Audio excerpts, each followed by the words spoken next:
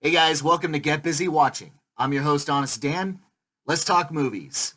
Doing a rapid fire this week, so let's get this shindig started.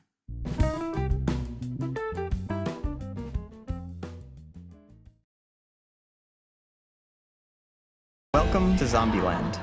Life is about more than just survival. It felt so good to be on the move again. Whoa! Oh my god, I'm so sorry. Hi, I'm Columbus. Madison, you're cute. I like it. My sister is gone. She picked up a boy. I have nothing against hippies. I just want to beat the shit out of them. We're gonna go get her. We ride it, Dawn. You're welcome, America. Dude, I couldn't be more happy to have seen this. You better believe that the 10-year wait was worth it. I was gonna quickly go through the negatives because there's really not that many and probably not worth talking about, but I'm talking about him. Early on, Columbus proposes to Wichita, which causes her to freak out. She leaves a note saying, "We don't get attached," which is exactly what she did in the first movie, and under very similar circumstances too. That was a little old. Also, the movie goes out of its way to introduce 3 new types of zombies, even though it's a 4th one that becomes the focus of the movie. And hell, one of the other 3 doesn't even get any screen time. It's shown in its intro scene and that's it. But enough of that shit. Oh my god, I love this movie. Oh man, I could not stop laughing. It was that good. None of the main cast have lost their edge. Eisenberg is still dorky, Harrelson still hilarious, Stone's still a badass, and Breslin is in a movie. Holy god, it's been a while. But she's awesome too. But as much as I want to rave about them, we have to talk about my new favorite character, Madison, played by Zoe Deutsch. Oh my god. My most intense laughs came from her. Never in my life have I ever loved the dumb blonde stereotype more than this. She is so dumb, but so sweet, and kind of a badass with a can of pepper spray. Think about that. A dumb blonde is a badass with a can of pepper spray. That's what this movie accomplishes. And the way that everyone reacts to her, what she says and does, it's all amazing. I don't know how the fuck you pull that off, but man, Deutsch hits a bullseye. The action is pretty awesome as well. There's a great fight scene with Woody Harrelson and Luke Wilson later on, and Rosario Dawson in a monster truck mowing down zombies. This movie just saw fit to give me everything that I never thought to ask for. The climax almost treads some World War Z territory, but I guess every movie needs to feel like a Lord of the Rings movie these days, so I'm not too bothered by it. Oh, and stay during the credits. There is an amazing scene that you do not want to miss. Overall, this is just as hilarious as the first one. If you are a fan of it, you are in for a treat. Long waits are usually a hit or miss, but in this case, it's a grand slam. My honest rating for Zombieland Double Tap, a 5 out of 5. Philip asked me to marry him. Love doesn't always end well, Beastie. Trust me. Let us prove you wrong. I consider Aurora my own. There is no union. There will be no wedding. Godmother! This isn't you. You do not know me. Tell me what happened. There was another creature.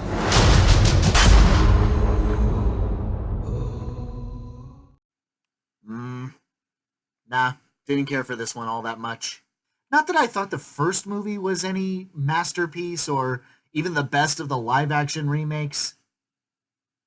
Actually, considering this year alone, maybe it is. But in any case, it is just a rehash of the first movie. Hell, it undoes everything that the first movie did by just saying, yeah, none of it mattered, Maleficent is now the villain again, because insert lame reason here. Even when the plot kicks off, the characters are just so damn stupid.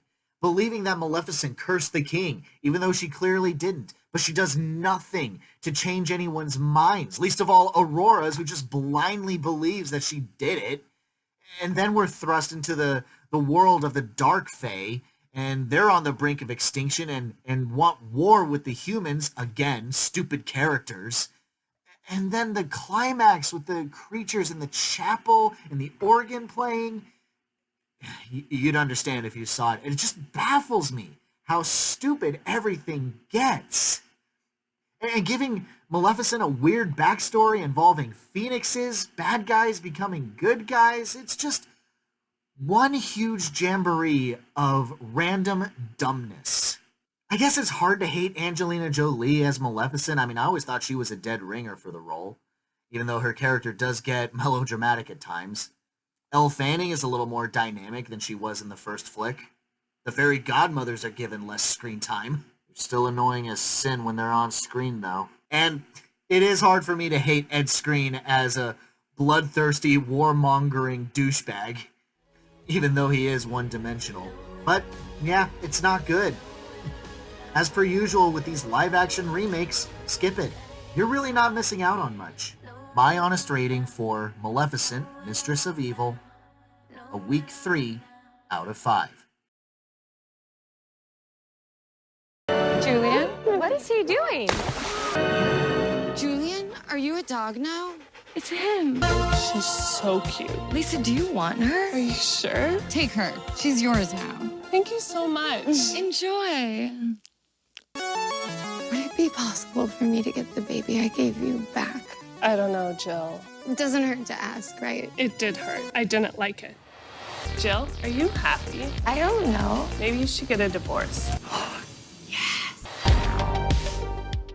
Hot damn, if you're looking for a weird-ass movie to watch, then look no further. As to whether or not it's actually good, I got no answer for ya. Yeah, this is phenomenally bonkers.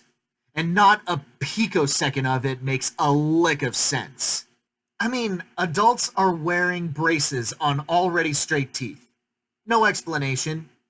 Jill gives her baby to Lisa for no understandable reason outside of, oh, you want my baby? Here you go. Jill's pussy of a son, Julian, weirdly turns into a dog and just stays that way for the rest of the movie. No one's concerned. They just have mild curiosity and then move on with life. A psycho killer is on the loose and stalks Jill. Lisa shoves a soccer ball up her dress to fake a pregnancy, only to eventually let it fall out of the dress, and it's treated like an actual child, and everyone just accepts this. Every scene is just like this. Pure, random nonsense. So what does it all mean? Is it actually deep and insightful if you know where to look? Or is it basically just watching a Monty Python sketch on acid? I'm inclined to believe the latter.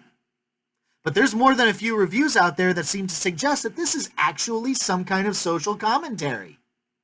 Okay, fuck, you're gonna have to sit me down and really muddle through this with me, because I would love to know the deep underlying message of being addicted to pool water. Because, dude, this isn't just over my head. No. This is out of our galaxy into dark space where even the Reapers are going, the fuck was that? That's how over my head this movie is. But how about the biggest question? Is it even funny? Sometimes this movie gets a golden laugh out of me.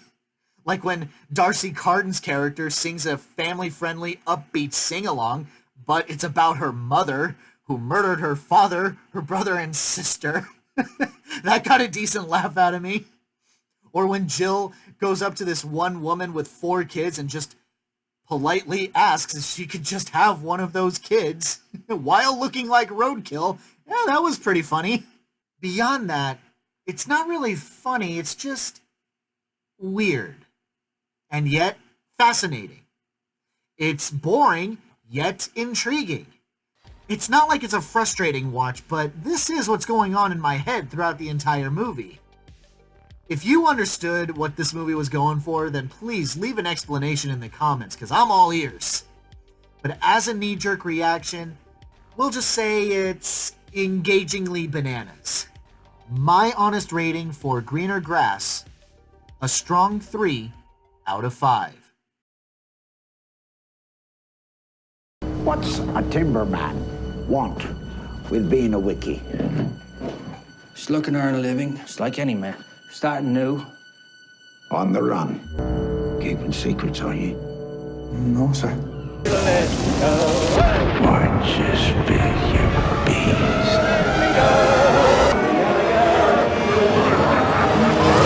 How long have we been on this rock? 5 weeks? 2 days? Help me to recollect.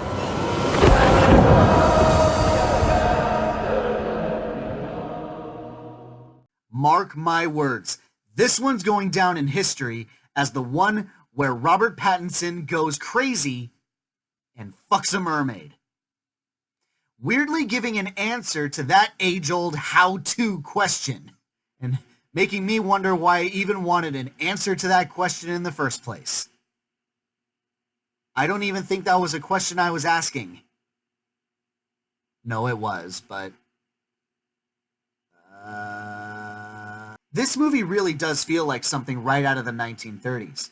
The aspect ratio is 1:19:1, which to my understanding was only briefly used between 1926 to 1932 while films were transitioning from silent to sound.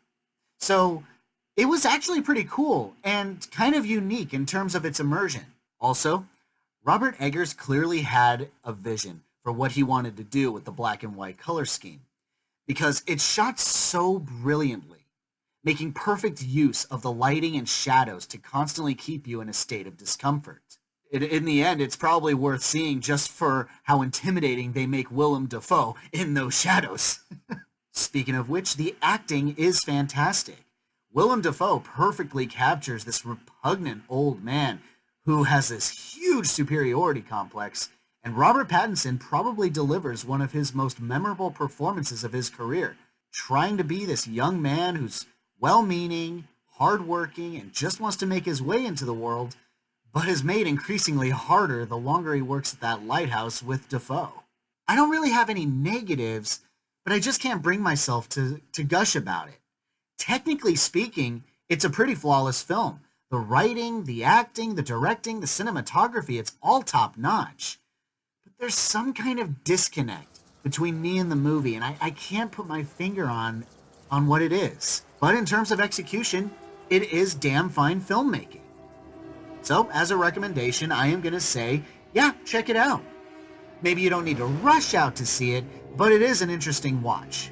My honest rating for The Lighthouse, a 5 out of 5. I don't think I can do this. Was? Of course you can. Did you know Jews can read each other's minds? But how would you know if you saw one?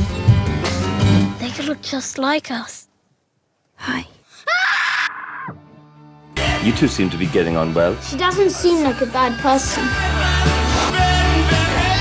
You're not a Nazi, Jojo. You're a 10-year-old kid who likes dressing up in a funny uniform and wants to be part of a club. Nothing makes sense anymore. Yeah, I know. It's definitely not a good time to be a Nazi. Hey, it's the funny Nazi movie. Actually, it kind of is. Oh man, there's so much to gush about. I love the characters. Jojo is actually pretty complex, which is pretty uncommon for kid characters in this day and age. But man, Roman Griffin Davis is so much fun to watch. And his relationship with Adolf Hitler is so hilarious. And Taika Waititi, the director, as Adolf Hitler, oh man, he is so charming and lovable. Oh, and Elsa? I'm convinced she is the most badass Jewish character I've ever seen in a movie before. That girl's got sass, and I love it. But if you were to ask me who stole the show, not gonna lie, Scarlett Johansson. I never thought I'd see the day, but she's just so charismatic as Rosie. She's funny. She's charming and she's loving and lovable, making for some of the more standout scenes in the entire movie. For all the amazing good it does, there are more than a couple of negatives that frustratingly hold this movie back. The reasoning behind Jojo and Rosie keeping their respective knowledge of Elsa a secret from each other felt like really weak sauce, and this hounded me throughout the movie. I won't give anything away, but there's these letters that Jojo writes pretending to be Elsa's fiance, but this goes in a weird direction that doesn't make any sense, and Sam Rockwell's character suddenly becomes a good guy. It's like, God damn it! This movie was doing so well and making me love it, but man, these drove me insane. Overall, I really like this movie. It does have some flaws that prevent it from being legitimately great, but with that said, I'm recommending everyone to check it out. It's hilarious, it's heartfelt, and surprisingly poignant. My honest rating for Jojo Rabbit, a strong 4 out of 5. Thanks so much for watching, you guys. I really appreciate it. Have a great day. Hope to see you soon.